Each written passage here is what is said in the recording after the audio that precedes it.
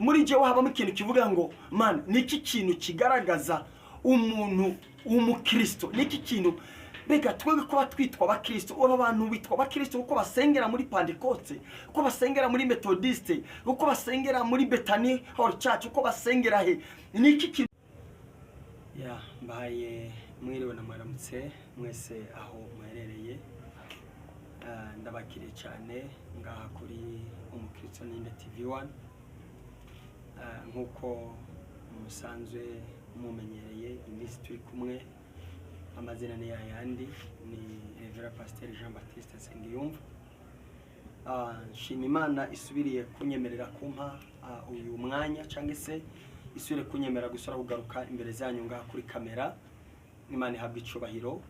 Hama nshimira cyane abariko barakora subscribe hamwe na like, abariko baragitugirira comment baduha ibyumviro byabo, ndetse n'abariko barasharinga ibiganiro byacu bicanga kuri umukristo ninde TV1.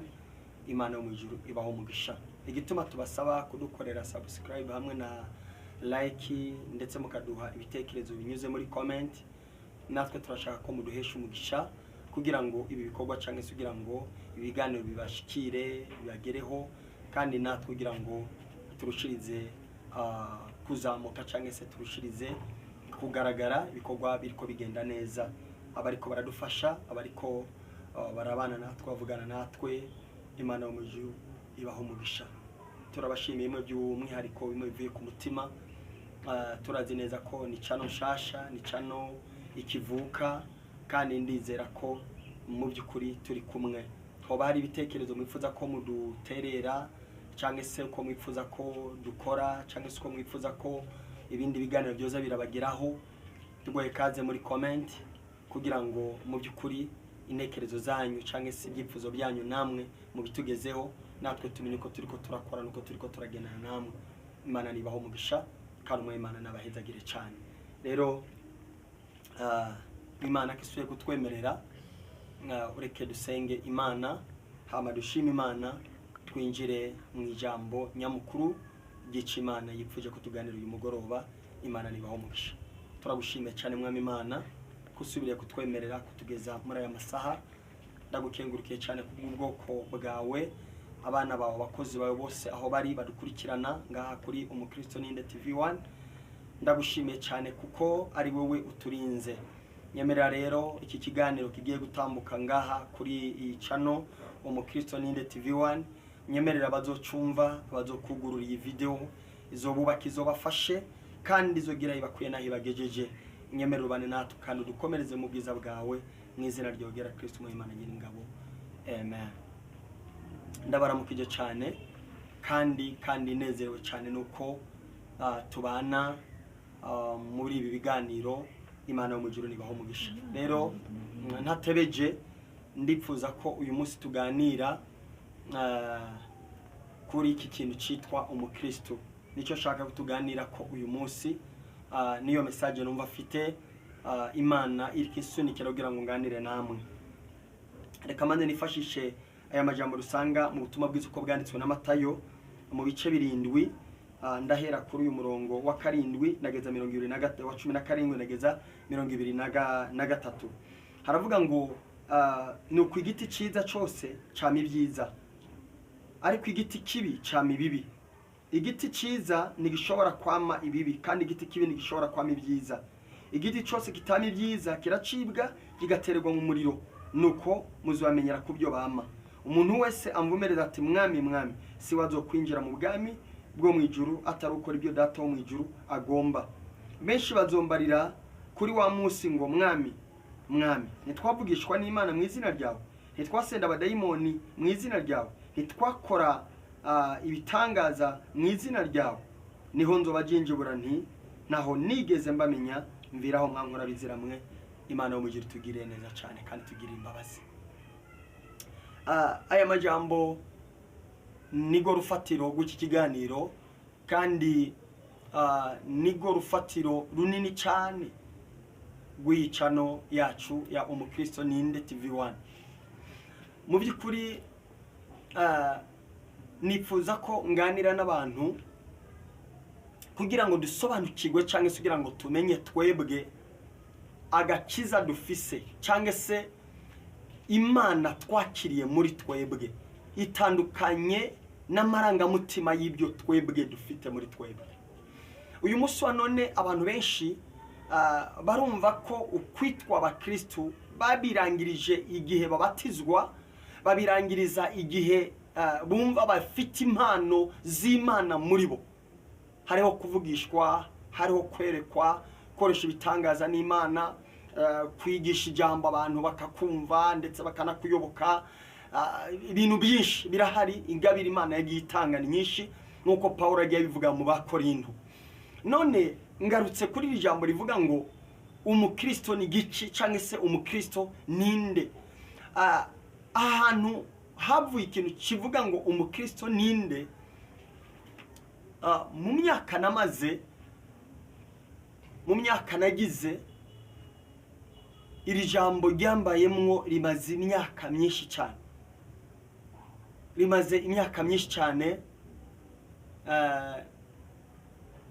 Nari umwana mutonya ariko nari nkuze, nari umusore, nari umusenzi, ndi ibujumbura ku Musaga, nari umusenzi, narasenga, ariko nari nararezwe cyangwa se narezwe cyangwa nakuriye mu buzima bwa kinyeshure. Nabaye kwa tanti wanje cyane kwa masenge wanje ku Musaga ibujumbura, benshi barahazi, abatahazi ni mu gihugu cy'u Burundi. None uyu mu anti wanje yari umupfakazi, kandi yari afise umwana umwe w'umukobwa. No kuvuga ngo yari jewe n'uwo masenge wanje ari we anti hamwe n'uyo mubyara wanje, twari batatu mu nzu. Kuva mbana na anti nasanze anti ari umusenzi, yasengera muri Pentecote cyangwa se muri ADP. Yari umusenzi, yari umudiakoni, yari umuririmbyi. Ariko ubuzima twebwe twari dufise muhira bwari ubuzima bubabaza, bwari ubuzima bukaze, bwari ubuzima bugoye, bwari ubuzima burusha, bwari ubuzima tujya tubabaye.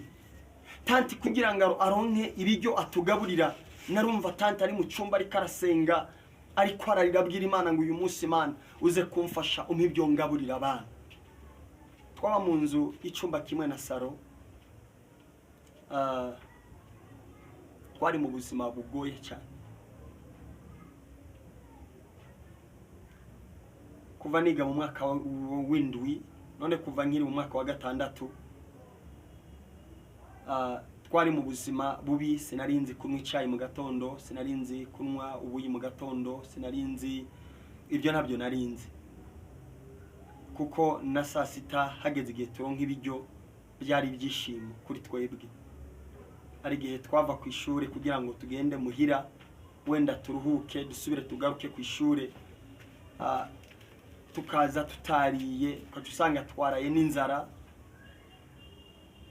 Twari mu buzima bubabaza cyane. Twarashobora kujya ku ishuri, ngagenda ku ishuri ngasiga tanti aryamye, ariko aribaza ukunge natugaburira, kandi nagaruka ngasanga tanti aracaryamye atigeze aronka uko acana imbabura. Twebwe twarashobora kuva kuwa mbere tutarajya, kuwa kabiri tutarajya, kuwa gatatu tutarajya, tukaja kuronka ibiryo nko kuwa kane. Twabaye mu buzima bubabaza, ubuzima bw'amarira, kandi tanti ntiyasiba korale. Hari uruhimbi tanti ntiyasiba yabari imbere. Habaye uruhimbi ho kwishengero twaba tumerewe neza, kuko tanti yabari mu gikoni. No kuvuga ngo ibiryo yaratana ibiryo byo tukabirya, twarabigendera nka kabiri.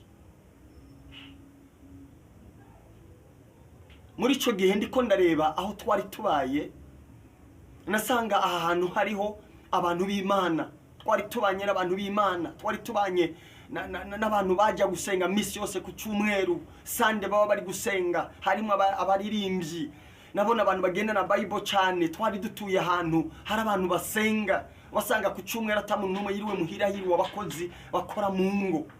Mugabo narabura cyane se sinari bwabone umuntu ashobora kuba yoreba ko anti yabuze uko atugabura utacanye imbabura ngabe yo tugeraho cyangwa se abe yogira uko atugaburira. Nyuma muri je wahabamo ikintu kivuga ngo man niki kintu kigaragaza umuntu w'umukristo, niki kintu bega twebwe ko batwitwa abakristo, aba bantu bitwa abakristo uko basengera muri Pentecoste, uko basengera muri Methodiste, uko basengera muri Bethany Hall Church, uko basengera he, niki kintu kigira abantu abakristo. Mwanditsi wa Matayo aravuga ngo igiti cyiza cama ibyiza, igiti kibi kikama ibibi. Burya icuri niko gakiza kawe. Agakiza kawe ntabwo ari nziga ndirimbo uririmbira muri church. Agakiza kawe ntabwo ari gikogwa ufise muri church. Kandi wewe umukristo, kuba iri zina ari wowe umukristo ari ryo witwa, ntabwo ari bihumaze mu buzima bwa gikristo. Icyo gituma yacavuga ngo bazobamenyera kubyo mwama, bazotumenyera kubyo twama. Ibyo wama niko gakiza kawe, kandi ibyo wama niryo zina ryawe. Ushobora kuba witwa umukristo by'ukuri ukaba tuzi ijambo gitwa kuri umukristo, muga tugasanga aho utuye hari rindi zina, ariko twebe tukubonye sande wambaye neza uberewe, cyangwa se twakubonye mu masengesho ku musozi wahanuye wabwirije, mu by'ukuri twaba twumva dushinga intahe kuri ibyo. Ariko umwanditsi aravuga ngo basobamenyera kubyo mwama. Ahantu nari mbaye sinigeze mbona umukristo asenga avuye gusenga yonatera intambwe akabaza ngo kuri wa mupfakazi areza abana babiri, mbega mwomenyera yigeze ateka, yigeze abona ibiryo.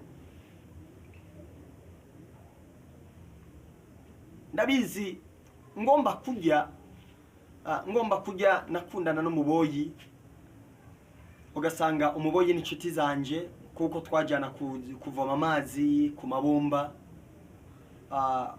We washobora kumugurukira ukaba open ukamubwira ngo sindajya muri zangi. Umuboyi we waba yasigaje agomba kujya, yarashobora kumpamagara ngasangira nawe. Mane hezagire aba baboyi bagifise imitima yo kumva bafite muri twa tujyo dukenya dusigara woduhako nabandi. Wewe mukristo wiriwe kwishengera utazi ko uyu muntu yarose. Ntabwo nigeze mbona umuntu aza gukomanga ku rugo kwa tanti aza kubaza ngo mbega mwagize ico mufungura, kandi twashobora kumara iminsi 5 imbabura yacu itaraka. Ariko nshima Imana ubuzima bwose naciyemwo nabandi ko ndasenga, Imana yari yarambwiye ngo nzakugirira neza, nzaguhezagira, nzaguhoza yamarira, haraho nzogushira nawe ukajya. Reka mabwire abantu b'Imana, naripfuza kuzokora ikintu ntangariza abantu, ndababwire ngo mureke twitwa abakristo. Uyu munsi kuba izi nzozi zarasoye nkabandi kuri shosho, nkabandi kuri YouTube, ndiko ndabwira abantu ngo yemwe twitwe abakristo dufatiye ku mirimo dukora. Ibi bintu nabyipfuje kera maze imyaka myinshi bindi muri jewe. Mu minsi ishize narababwiye ko higeze kuba ikibazo mu gihugu canje c'amavuko i Burundi, nyuma haba kabazo mungira mu Rwanda. Ngeze mu Rwanda nashikiye Kimironko, nshikiye Kimironko nyuma y'indwi imwe nari ndahabonye umwana w'umukobwa asanga afite ikibazo kuba yatwaye inda, kandi amaze gutwara inda biba ngombwa ko inda waramureze yari bibi wiwe, nyokuru yararerewe mu muryango, mama we na papa ntibari kumwe. Nyuma aravuga ati simone uko ngiye kubaho, iyi nda ndagomba kuyikorora, nayikoreye ndagomba gupfa ndiyica. Ndiko mbona ububabare uyu mwana ari karacamo. Ntabwo nitaye kuba ndi umurundi, sinitaye kuba nsanze nawe ari umunyarwanda, ahubwo nahagaze kwijambo rivuga ngo hari ibikorwa ngomba gukora bigomba kungaragaza ko ndi umukristo. Kuba ndi mu Rwanda ntibimpindura, kandi kuba nje mu Rwanda nitwa ubuhunze ibibazo cyangwa se ibyantera cyangwa ibyari ko binyirukaho nibyambuza kuba no kora igikorwa gihagaze ku bukristo. Inganiriza uyu mwana w'umukobwa ndamubaza ngo no shobora kukurungika mu gihugu cy'u Burundi, arambwira ati pastor byokunda gute byoshoboka gute namubwira ati nubwo ndi ngaha ariko nshobora kukurungikira madamu wanje akakwakira namubwiye niba byoshoboka kubona ibyangombwa bikurenza umupaka jewe ndakurungika ku mudamu wanje nyuma y'itatu yararose ibyangombwa ndamurungika muhira agenda i Burundi ageze i Burundi umugore aramwakira umugore amaze kumwakira yageze yinda ifite amezi 3 jewe narasenze Imana isingirira neza nsubira mu gihugu cy'u Burundi nsanga indi maze mu mezi 5 ntangura gushaka ingene umukobwa agomba kubyara sinzi mama we sinzi papa we sinzi ndamufata nka dada wanje ntangura kwiga ingene agomba guca muri ecography ntangura kwiga ibintu byose uko bizagenda ntangura kumva ko ibindi ko ndabikora kubw'ijambo gitwa ngo ndi umukristo jewe ibi byamwa nama reka bigaragariza uyu mwana ko yahuye n'umukozi w'Imana yahuye n'umukristo yahuye n'uwamenye Imana reka mabwira ukuri ivuga butuma tuvuga nabo tugomba kurivugaho mwishengero turimwo ivuga butuma ryacu rigomba guheraho tubaye ibikorwa turiko turakora tuba tugenda mwishengero tugiye gushima kuko ubutumwa tuba twabuvuze mu by'Imana yaduhaye canke se mu ngabira n'Imana yaduhaye ntabwo ari zo gukora mwishengero gusa ngo pastor turebe sizo gukora ku musozi dusengera kugira ngo abaza gusenga kora ku gasozi ngo baturebe badutinye batwubahe canke se tugira ngo turabo ko tworonka ukungene twobaho ariko ibi Imana yaduhaye zingabira Imana yaduhaye ni kugira ngo zifasha abandi uyu munsi nshobora kuba nterekwa nshobora kuba navugishwa ariko Imana ikaba yaramezagije ubuzima kamezagiza ico kujya kamezagiza ibyo kwambara kamezagiza uko nshobora gufasha abandi bana bakaja kwiga akaniko gakiza ukuniko kuba umukristo ukuniko kwitwa umwana w'Imana muzobamenyera kubyo bama igiti cyiza ni cyama ibibi igiti kibi ni cyama byiza imbuto ufite mu muryango wawe imbuto ufite mu rugo izi nizo mbuto abana bazama izi nizo mbuto abagenzi bama ibiryo cyangwa se amafaranga ufise aya yoshobora kuvuga ubutumwa aya yoshobora kuvuga ubutumwa abantu bose bakihana kandi abantu bakamenya Imana abantu boshobora kwihana abantu boshobora gukiranuka abantu boshobora kugaragara baza kuri Kristo bahagaze muri ako gakiza ka urimo kibikogo uri kurakora kuko bakubonye kuri umukristo bakubonye kuri umwana w'Imana mwana w'umukobwa narabanye nawe arabyara amaze kubyara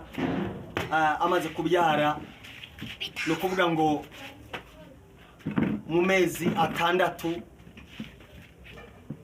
numva mu muryango barampamagaye Kigali bamaze kumpamagara Kigali ndabavugisha barambwira ngo nitwari bwamenye ko hariho abakristo muri yisi cange se hariho umurundi yo bakijijwe ndamubwira ngo sijiwe gusa nabandi barahari natwe nuko twibaza ko atoba hari umunyarwanda yo bakijijwe atariko ndazi yuko bose sibabi harimo abakristo baravuga ati mu by'ukuri dusanze ubwoko bw'Imana bugihari kandi dusanze abana b'Imana bagihari ndamubwira ngo nimwakira umwana wanyu ndarungika umwana uyu munsi niko ndababwira ndavugana na wa mukobwa wanje azambwira ngo muzukuru wawe arahari numva ndishimye numva ndanezerewe cyane reka mbabwira ukuri nimureke dukora imirimo Imana izaduhembera mureke twitwa abakristo mureke twitwa abana b'Imana mureke dukora imirimo myiza mureke dukora ibikorwa byiza Imana izaduhembera kandi izaduhera umugisha Imana izadutabarira kandi Imana izatwumviraho shobora kuba ufite intambara shobora kuba ufite ibibazo shobora kuba ufite ibigeragezo shobora kuba ufite amadeni shobora kuba ufite ibibazo uri kuracamwo ibyo birabaho kandi ibyo byubaho ariko nkubwira ukuri kuba ubireba ntabwo Kristo yakwibagiye kandi ntibigutume wibagira gukiranuka ntibigutume wibagira gusenga no kwegera Imana ariko wagare mu ijambo rivuga ngo ndagomba kwitwa umukristo ninde rero ngo benshi azobabwira ngo mumve imbere sindabazi ntawo nigeze ndabamenya nubwo mwavugishwa nubwo mwerekwa nubwo mwahanura nubwo mwakoze ibitangaza ariko sinigeze ndabamenya kandi sinigeze ndabareba nuko rero nimureke tuba abana b'Imana, nimureke tube abakristo by'ukuri mu mirimo dukora, mu bikorwa dukora. Imana mugire baho umugisha. Nzi neza ko tuzokomeza n'iki kiyage n'iki kiganiro. Imana mugire bahe umugisha. Ndiko ndagutangariza kwitwa umukristo by'ukuri, ndiko ndagutangariza ko gukora witwa umukristo by'ukuri, imirimo ukora witwa umukristo by'ukuri. Imana mugire kugire neza, kandi Imana mugire guha umugisha muri byose. Umugisha w'Imana bane nawe, amen. Reka dusenga. Imana, urakoze mwami Imana, urakoze amahoro yacu, urakoze ibyishimo byacu, urakoze umunezero wacu, ni wakira icubahiro. Iri jambo rikomeze benshi kandi rifashe benshi. Turagomba kwitwa abakristo, tugomba kwitwa by'ukuri abakumenye, atari ibyo kujyajya. Ibikorwa dukora bibimenyekanishe, imirimo dukora ibimenyekanishe ko turi abakristo muri byose. Icoboro ni cyo amashimwe na yawe. Urakoze kuri abakiri ubutumwa kandi babwizeye. Yakamashimo bayabuteka byose mu izina ryogera Kristo mu Imana, se kwizigiye kwikora nk'uko wera. Amen. Imana ibahumugisha.